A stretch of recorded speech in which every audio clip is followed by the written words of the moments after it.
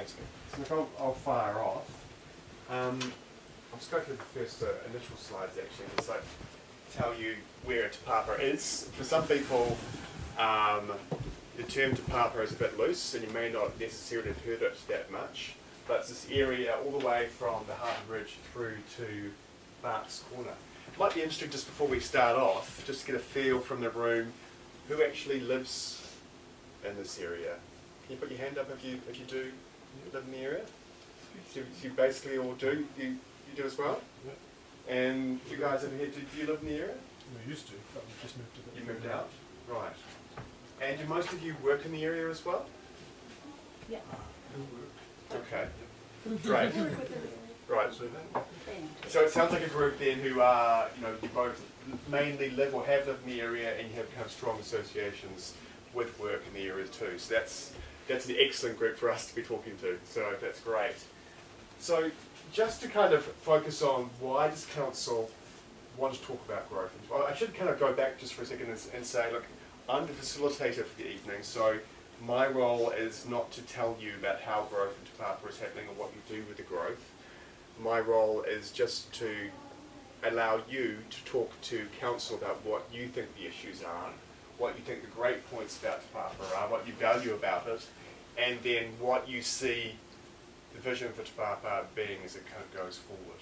Okay, so just to be clear. So first off, why are we talking about growth in Te Papa? Why is council looking at doing this plan now? I, as I said, haven't been involved in this project for long, only about 8 weeks or so. And in that time I've been trying to do a lot coming up to speed as to what the growth issues in the city and Te Papa are. And looking at the Bay of Plenty Times and Sun Live, it's amazing when you do kind of a Google search on growth, the headlines that come up. There's so much out there about traffic, about school rolls skyrocketing, about house prices, particular construction projects often to do with 11th Avenue, 15th Avenue, stuff that's happening in the CBD, about Aucklanders. I'm from Auckland. Moving down to Tauranga. And then, issues which are really immediate about, particularly in CBD at the moment, lots of projects going on at the same time, streetscape upgrades, and arguably the chaos that that's kind of causing in the city. And for those who are not sure, if there's anyone who lives in the Gresham area, right. So, as someone who's pretty fresh to the issues in the city, I've been hearing a lot about Gresham and people's strong views about Gresham and the mix between pedestrian safety and traffic movement coming along Cameron Road. So there's been some strong views expressed on that. And also, one of the great things about Facebook is that the Bay of Plenty Times and Sun Live have Facebook feeds attached to their websites. So that gives you a great insight into what is happening in the community. So I just wanted to throw out some of the quotes that are coming from, presumably, people who live and work or have an interest in Te Papa. And there is some pretty strong stuff out there. This first one I kind of love. No, no, no. No more, don't come here. Put up gates, basically. Te Papa is growing, but we can't take more people. That's kind of the view that's being expressed. There's some real kind of concerns there about the number of people living in the area. And also there's this real one, as I said, about particularly what's happening in the CBD, with construction happening at the same time and multiple projects going on at the same time, and the effect that has. House prices going up, people from outside the city moving in and actually changing how the city feels. The CBD, at the moment, because growth has been happening in strange areas, it's been happening on the outskirts of the city, the malls are popping up. What effect is that having on Te Papa and the CBD in particular? And some people are saying the common view being expressed is the CBD as well, just a little bit dead at the moment. And I think that quite kind of sums up town sucks these days. So I'm hopeful, I hope a lot of you are hopeful that in a few years that's what people won't be saying. Also this kind of view about what that future growth will look like. Some people being worried that it's going to be apartment towers everywhere, high-rise everywhere. Is that what growth is going to look like? So because we don't know what the future is going to be, we're uncertain about these things. As an outsider to the city, I do just want to reassure you that it's not just Te Papa and the city overall that are facing these particular growth issues. These are common to any city that's growing. And those issues are pretty universal, and you're feeling them all. There's traffic, there's house prices going up, there's construction problems with, streetscape upgrades and utilities and the chaos getting around that. And then there's the effect, which actually probably is more Te Papa specific. Te Papa is really located at almost the geographic centre of the city. So what you're feeling often in Te Papa is the effects of people moving through from other areas. Because there's been growth on the outskirts, it's the effect of how people move through Te Papa too, which is having an effect on the livability of the area, arguably. But these are some of the issues which become clear to me as just an overcap of what I've seen as I've looked at what's happening in the area over the last few weeks. I wanted to do a flip side of that and just throw up an image of something I believe for most people has been an attractive, great project, the tidal steps. I was, by the way, aware of other projects. Now, I've chosen not to put those up because I believe there's a bit of controversy about some other projects. But this is one that seemed to me to be pretty much universally applauded. So growth does enable some of these great things to happen. And from what I hear in terms of the council agenda and some of the things that are happening, there's more on the horizon. Again, this big picture stuff, I do feel that, well, growth to me seems to be a great problem to have. I'd rather be growing as a city than the converse, which is shrinking. Because when you shrink, well, you don't get more jobs. When you grow, you do get more jobs. You get more employment opportunities. You also get more choice as to how you spend your money, how you spend your time, what you do with it. And because more people come in, probably from diverse backgrounds, there's opportunity for more kind of cultural expression. Businesses get more customers, and there's more ideas generated. That's the exciting thing about living in a city and living close to CBD and to centres, that you get more ideas generated by the more people who are bumping into each other. So again, those are real opportunities. But what is this plan that council is talking about for Te Papa? Well, they're telling me it's a 20 to 30 year plan, so it goes through to, at the outside, 2050. And it's going to set forward a vision for what Te Papa looks like. So that's why they're consulting with Te Papa's communities, and that's why we're talking to you now, to understand from you what you think that vision should be, and also to set out how we should get there, to identify what's maybe not working, what are the steps we need to take to get to that good place in the end. So it really is about, I'm sure you understand what Te Papa's identity is, or where you live in Te Papa, what the identity of that area is. So it's about being clear. Hi, welcome. So it's about being clear in a document, in this document, about what that identity is. It might be multiple identities, but setting that down. And then also kind of specifying, identifying in Te Papa, I presume, it'd be great to hear from you tonight, what do you value about Te Papa? What is it that attracts you to live here and to work here? What is it you enjoy about the area? And you want to make sure it's managed, is taken forward as Te Papa continues to grow. And also, this might be other observations you've got. Arguably what's not working, what needs to improve, what infrastructure, what amenities need to change to accommodate how Te Papa is growing. And part of that is, well, as Te Papa is growing, look, there's lots of housing here already, but where might more housing go? What might that housing look like? So how is council saying that this particular plan is going to be used? Well, it's going to be like a basket, I guess, to hold many things. And one of those things is to identify for council's long-term plan. In the long-term plan, that's council speak. But what that really is, it's a plan that sets out all the money that council spends on capital works projects, for example, streetscape upgrades, or new libraries, or utilities, etc. It sets out what those projects are.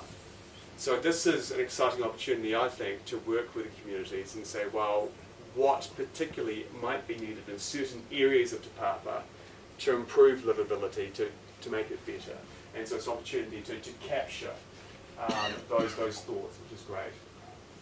Also, it is going to identify on the regulatory aim, on that side. But say, for example, if you build a house, you need to get consent from council.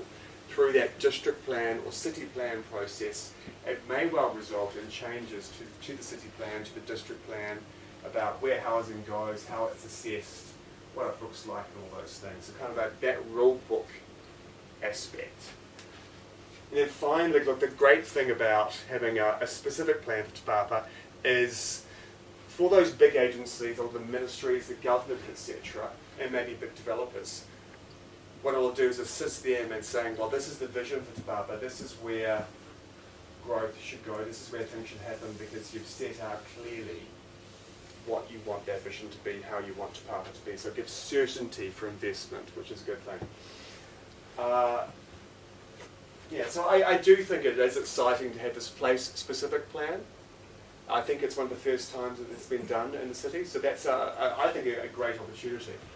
I just want to reassure you from what I've seen that in my look back over a number of council plans on the website, etc., and what I've seen about community engagement, there's some kind of common themes coming through about better public transport, walking, cycling routes, getting more affordable housing, the city centre having a strong sense of place, and making sure that housing is better designed. So these are the kind of the global, city-wide themes that are coming through. So here's the opportunity to apply them specifically to this place, to Te Papa. So that's why it'd be great to have your knowledge today when we have a bit of a chat with you about how you think these things or different themes may apply specifically to Te Papa. Let's just zoom up for a bit to growth in the whole city and what that story is, just to give you that kind of feel about where the past is and where we're going. Te Papa is, Tauranga is the 5th largest city in New Zealand at the moment. So that's after Auckland, Hamilton, Wellington and Christchurch. Okay, so it's getting pretty big. And again, for people who are younger and out there, you may not realise this, but since 1989, the population of the city has doubled. So in the last 30 years, the population of the city has doubled. But interestingly, in the last 10 years, let's have a look at where that growth has been. 87% of the growth has been in outlying areas, what's called greenfield subdivisions of the city. So in Papamoa and Bethlehem, that's where predominantly the growth has happened. At the moment, the population of the city is 137,000. By 2050, it's going up to 187,000 people. So 50,000 more people. And just to try and quantify that for you, that's like fitting the population of Nelson. You're from Nelson originally? Yeah. Okay. So fitting the population of your hometown in here, or Rotorua. So it's a bit of a task to do, and the options are, of course, you keep on spreading out, or you could look at places like Te Papa with its assets, with its amenities, and look at how part of that growth might be accommodated here. Again, some big picture stuff about what's happening right now. In terms of housing, this city is the 8th most unaffordable in the world. So I just want to quantify that for you. That's not in terms of just like direct house prices, that's house prices relative to income. So I think you're in the, at the moment your house prices are roughly in the low 9s relative to average or median income. You're above Auckland actually. Auckland's in the high 8s. And to be frank, I think that's a bit of a frightening stat. You aren't a large city by global standards, but that's where your house price affordability is falling. So I'd suggest that this is an opportunity to plan for doing something about that, to make those house prices, to make affordability much better, to make getting into home ownership, to staying in home ownership an easier thing to achieve. So why is this happening? Why is housing in the city so unaffordable? Well, it's just easy to say it's a supply and it's a demand problem.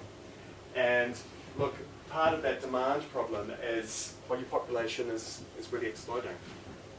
And part of the supply issue is arguably that there's so many parts to it, that one part of that complex puzzle is that you have been doing really, really well for decades now, because it is very easy and convenient to do 3-bedroom houses on their own lot, standalone detached houses. And you've been rolling them out really, really well across the city, and that's been working really, really well. That's great, and that provides a certain lifestyle. But on the flip side of that, the issue is there's a lack of diversity of housing for different lifestyles, for different ways of living, but also, arguably, it's not the most efficient use of land. Because what it does mean is, well, simply put into Te Papa, all that land is gone. There's no opportunity limited opportunity to fit in new 3-bedroom detached houses on their own lot. And what it would mean, if you continue with this model, you have to keep on expanding out and out and out and out. And you have to wonder how realistic that is. Maybe that's all a bit frightening, but just to flip the coin there again, just to reflect. Every few years there's a survey done in New Zealand which focuses on the city's urban areas and looks at livability and satisfaction with New Zealand cities. The last one was done in 2018, it's called the Quality of Life Survey. Tauranga got the highest of any urban area in New Zealand with the satisfaction of its residents for what you have here. And that's above Wellington and it's above Auckland. And look, it's not really that surprising to understand why, because as someone who's not from the city, and I come here and I see the amazing landscape and the sense of place that you have here. And that's the reason that it's primarily identified in this quality of life survey. People love the natural environment here. So maybe that's something that you want to make sure is taken forward. That particular quality is important. I think it's also important that with this particular plan for Te Papa, we need to look at where it fits in terms of the city's plans for growth, because there is that kind of wider strategic vision. And you may have heard of something called the Smart Growth Strategy. This was done in the early 15 years ago now. And then last year, the council did what's called the Urban Strategy, which was consulted on, and that kind of reinforced that earlier vision of the Smart Growth Strategy. So look, these documents do something which is really about looking at growth around centres. And that is why Te Papa is an opportunity, because it does have several centres. You can look at doing growth around the CBD and Greerton and the Cameron Road kind of linear strip. What's the thinking behind doing growth in centres? Well, part of it is really about accessibility. It's all about access. And the idea behind growth around centres is that you should be able to get to all these things that you need, your education, your workplace, playgrounds, ideally by walking. It's about creating that kind of walkability idea around centres. And with that comes the idea, because you can only have so many 3-bedroom houses on their own lot around those centres, that you need a greater diversity of houses. There could be smaller houses, there could be terrace houses, there could be low-rise apartments, there could be larger houses, who knows, but it's that mix. And also importantly, it's about ensuring, as I said, that kind of walkability aspect, and also that public transport aspect, so you can go from centre to centre to centre pretty easily. Making sure those amenities improve, really, really key. And then that kind of design streetscape aspect, making sure the council invests in the public realm, so the streets feel great, and it feels like a great place to be. Because there's no point having more people living in the area when you come out of your house, you just don't want to be there. Those aspects are really important. As I've said, look, there has been a predominance in the past of arguably 3-bedroom detached houses being done, but let's take a reality check. That isn't the only thing that's happening in the city. There has been, particularly in the last 5 years or so, a switch round to developers doing these newer and different forms of housing. And you'll be aware of some of these. For example, if you've been at the CBD recently, you'll see a great big hole in the ground where they're constructing the new farmers building. Personally, I think that's quite amazing and exciting to see a large retailer like Farmers willing to be in a building with apartments on top. I think so. There's exciting opportunities and exciting things coming. You know, new, different ways of doing things. Where does all this fit in terms of what the government's saying? Because we have a government now, a coalition government, which has a different focus from our previous government. Right? Has a focus on New Zealand cities. And it released this document, gosh, only very recently, about a week or so ago. There was a headline, I think, in the Bay of Plenty Times about Tauranga being forced to go up. So this document is only a draft document. It's a national policy statement for urban development. It's a big title. But what that is the government is arguably going to be looking at New Zealand's growth centres. There's 6 growth centres in New Zealand. They can't quite reel them all off, but this city is part of that, as is Auckland and Queenstown. And it may, we don't know because it's only draft, it may get heavy-handed with the councils and say, you are required to do this form of growth.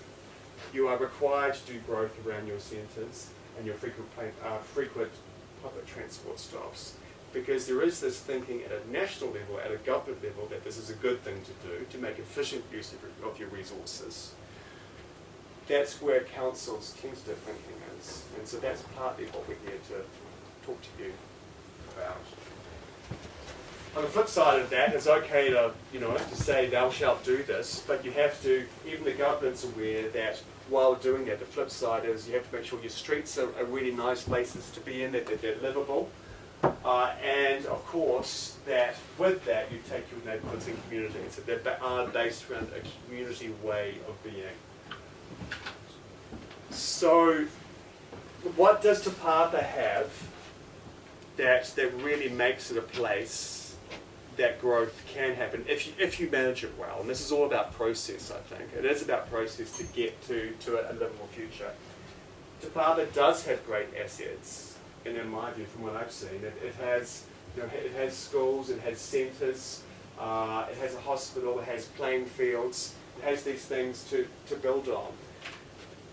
So the good thing about that, and this is that choice aspect, is that you could continue to choose to extend outwards past Papamoa and keep on going out. And that's a choice. These things are always about choice. But I think you need to be aware that if you do choose to do that in the city, the consequences of that is you need to build more assets and more amenities. There's more cost in doing that because you need to build more hospitals, more schools, more roads, more utilities to service all those new subdivisions going further out. So there is a sensible efficiency argument here about making the best of the assets that you have. Also, what is good about Te Papa, because from what I hear from my council colleagues, what they're saying, it's not only Te Papa that's being looked on for growth targeted plans. Other areas of the city will have a similar approach taken. But Te Papa is the first area, the first cab off the rank. And the reason for that is because this area, from the studies that council has done, is really low on the hazards register. And what that means is being particularly focused on things like, well, you're at a lower risk compared to, say, Papamoa of tsunamis, you're at a lower risk of floods, and you're at a lower risk of those aspects happening. So it is a good place in terms of a hazard risk to actually look at growth and how you accommodate it. Also, you'll know this, but Te Papa has that wonderful sense of place and that history. It really is the city's first place of settlement, both for mana whenua and British settlement. So it does have those rich layers which I think could be brought forth more as you continue to grow. So I suggest that is that opportunity as well. As I said, look, you have those great assets already. You have the schools. Some of those, from what I hear, are nearing capacity but aren't quite at capacity. And probably as you go forward on this, you need to make sure, council needs to make sure it's talking to the Ministry of Education about those growth figures. You've had University of Waikato move down recently into the CBD, which is an exciting opportunity. you have these centres from, from the CBD, from Brereton through to the Cameron Road corridor, and you do have a fairly diverse range of open spaces. And you're a peninsula. So you're basically surrounded on three sides by water. You already have, in many areas, great views for the water and great access, but maybe there's an opportunity to further improve that too, and to capitalise on that further, perhaps through ferry services, whatever it might be. You also have a few significant landowners, and I've been hearing a bit about accessible properties, who I believe bought Housing New Zealand housing stock in recent years. So you have some willing landowners who are wanting to look at their housing stock, what the land that they own, and see how that could be redeveloped, which on the one hand, if you don't know what those plans are, could sound scary, but on the other hand, if accessible properties, if you can engage with them, is a real exciting opportunity to see how growth could be delivered in the city in Te Papa. I've been hearing a fair bit about public transport, and I know Cameron Road is a difficult area, and I'm sure that you'll be talking about that with us tonight. But I believe there has been restructuring of how public transport, how the bus routes operate in Te Papa, with hopefully some improvements to those. In terms of basic utilities, the stuff that happens under the ground, a lot of people think is the unsexy stuff, like your socks and your underpants. I believe that's doing not too bad in Te Papa. That council has been keeping up to date and abreast of that sort of stuff. So you do have the basics of how to meet growth going forward. It really is about how you manage it. So, as I said, look, it's not for me to decide how you take this forward, but just to give you a very, very high-level impressions from someone outside the area. It does strike me that one of the major issues in Te Papa is access and transport. How you get about and what the effects of that are on your daily livability in the area. So it really does strike me that some thinking needs to be done about how you allocate space, what goes where. Do you put vehicular traffic down one road and bicycle routes down another? Do you mix it all up? Do you use your state highways better? How does all this work? How does it all come together? Because I think some choices need to be made, and I'd suggest some improvements do need to be made in that walking space and that cycling space. Also, I do think there's a lot of opportunity in Te Papa to capitalise more on that views and access to water. It's a really unique situation to have a peninsula, a landmass surrounded by that much water, both in terms of livability, amenity, and access, and all the things that can bring with it. And then finally, I do think there is an opportunity to look at the housing stock in Te Papa and how that might be changed, how it might work for you if you choose to live and stay in Te Papa over decades, over time. So I'd be interested in, when we discuss it with you tonight, you thinking about how you might live in Te Papa in time to come, and what your housing needs might be, and what the sort of housing you would like to live in, and how the housing in Te Papa currently meets your needs or not. So that's kind of a lot to download. I've been talking at you for a few minutes now. But what we'd like to do now is, you are all sitting at tables, and we've got a reasonable spread of people at tables, is we want to have a chat with you on a few basic questions, and we're going to be asking you kind of 3 questions. And it really is focused on, I might just look at the 3 questions all at once actually, but we'll try and go through them once at a time. What do you value about Te Papa? What are the great things about being here? So what is it that makes this place unique, that you can say to other people that I'm from Te Papa, this is what it means to me? It doesn't have to be the whole Te Papa area. It could just be in a particular place that you live in, your neighbourhood. What is important to you about your neighbourhood and your experience of being there, what works for you. And why we want to know that is because it's really important to understand what the great aspects of a place are. If you can't understand what those aspects are, you can't understand that you need to manage and control and protect those aspects as growth happens. So it's really important that council knows what you consider to be important about the place that you live or you work in. Also, you're the people who live and work here. you'll have a good understanding about what needs to change, what's missing, what are the problems that you're seeing, what's kind of like annoying the heck out of you about living or working here that you think really needs to work better as more people come here. Because, look, to say it from somebody